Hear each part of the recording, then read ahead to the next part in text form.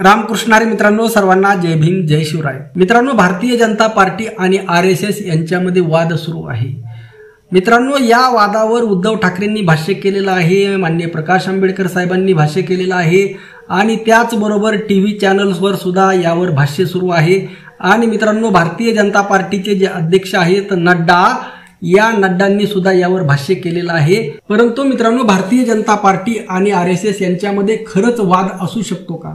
मित्रांनो, जरी माननीय प्रकाश आंबेडकर साहेबांनी याला खरं म्हटलं असलं तरी त्यांच्या मनात काय मला सांगता येणार नाही, परंतु दीपक केदार जे आहेत यांनी या वादाला नाटकी वाद असं म्हटलेलं आहे।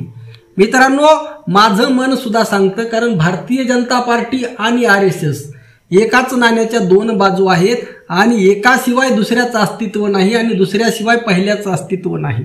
अशा परिस्थितीमध्ये जर भारतीय जनता पार्टी आणि आरएसएस यांच्यामध्ये काही मतभेद होत असतील, काही वाद होत असेल किंवा कोणाचं वर्चस्व मोठं याविषयी जर काही स्पर्धा होत असेल, माझ्या माहितीस्तव हे वरवर दाखवण्यासाठी असू शकतं आणि यामागं काहीतरी खूप मोठं काहीतरी शिजत आहे असं मला वाटतं। यामागं त्यांचा जो डाव आहे भारतीय राज्यघटना बदलण्याचा, त्यापासून आरएसएसला स्वतःवर ब्लेम येऊ द्यायचा नाही, त्यासाठी केलेली रणनीती आहे का?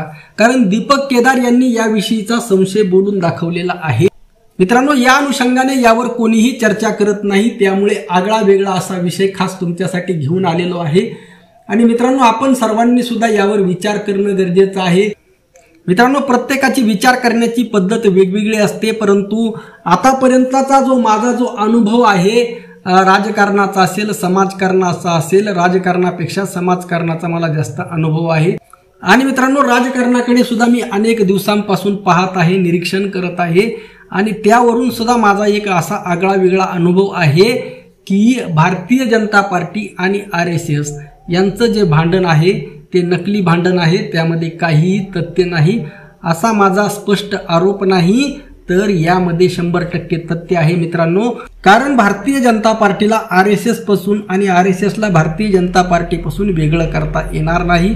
स्वतः नरेंद्र मोदी हे आरएसएसचे स्वयंसेवक आहेत। म्हणजे मित्रांनो, यामागे नेमकं काय सुरू आहे याचा आपण विचार करणं गरजेचं आहे। आणि मित्रांनो, माझी जी शंका मनात होती ती मी बोलून दाखवली।